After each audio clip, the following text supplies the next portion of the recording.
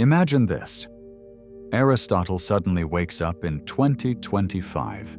He's dropped into a college campus. Within seconds, he sees electric cars, smartphones, students arguing about AI ethics and climate change.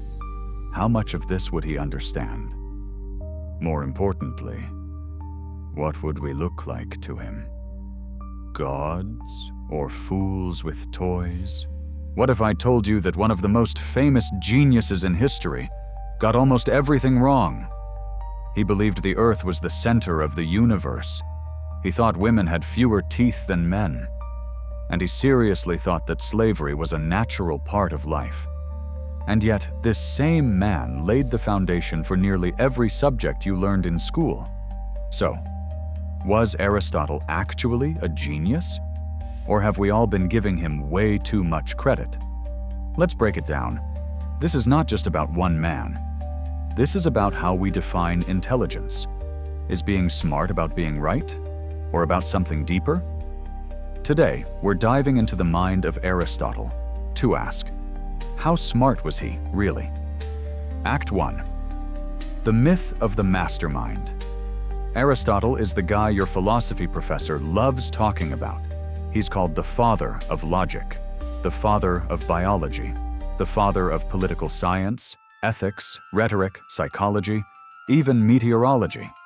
If it ends in ology, Aristotle probably dabbled in it. His ideas shaped the medieval church, the Islamic Golden Age, the Enlightenment. Modern science was built on his shoulders, even when it was trying to disprove him. But here's the weird part. For someone with so much influence, Aristotle got a lot wrong. Let's talk about that. To really judge Aristotle's intelligence, we have to remember his world. No microscopes, no electricity, no telescopes. Even paper as we know it didn't exist. Just scrolls, reed pens, and memory. Your brain was your hard drive. In that world, Aristotle was a one-man university. Act 2. The mistakes. He believed heavier objects fall faster than lighter ones. He thought the brain's only job was to cool the blood. He said women were deformed men. And he thought slavery was natural and beneficial. Yikes. So why do we still admire this guy?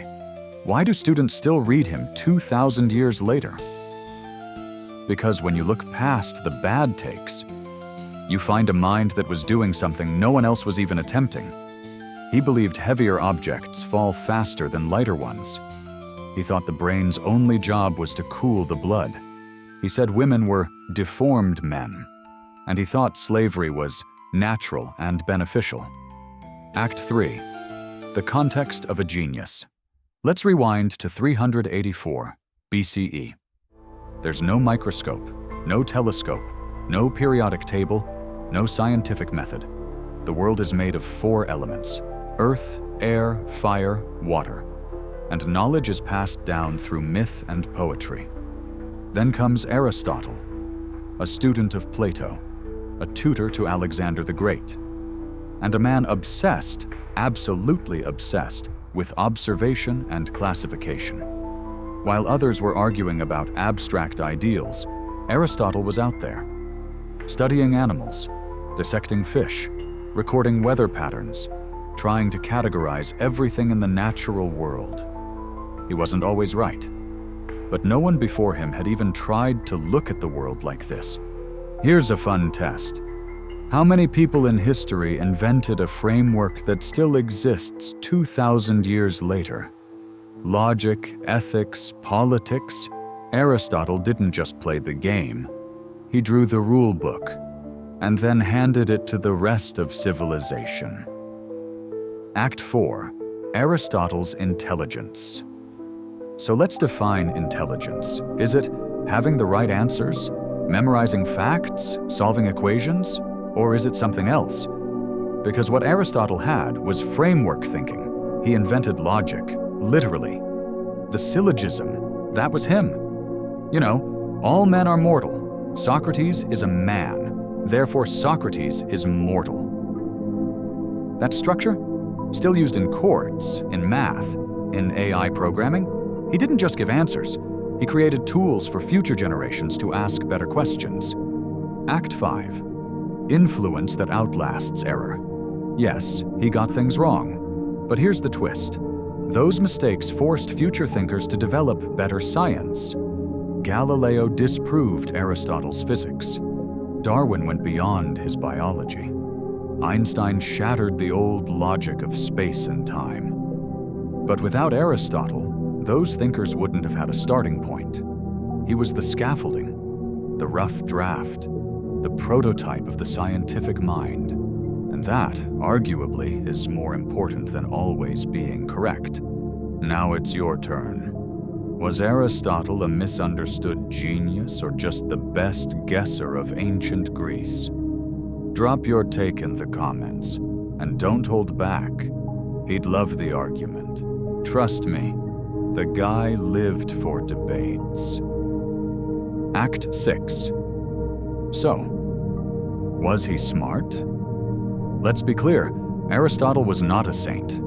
Some of his views were biased, outdated, and harmful. But in his time, he was doing the intellectual equivalent of inventing the wheel. Not just thinking, but thinking about thinking. He laid the groundwork for biology, ethics, government, storytelling, education. That's not just smart, that's generational intelligence.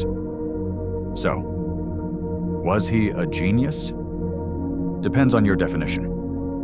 Conclusion. What do you think? Was Aristotle a brilliant thinker for his time, or have we overhyped a man who just happened to write a lot?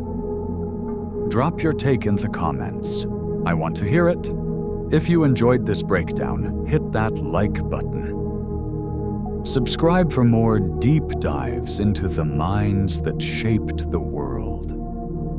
And remember, the more you know, the more you realize you don't know. Aristotle.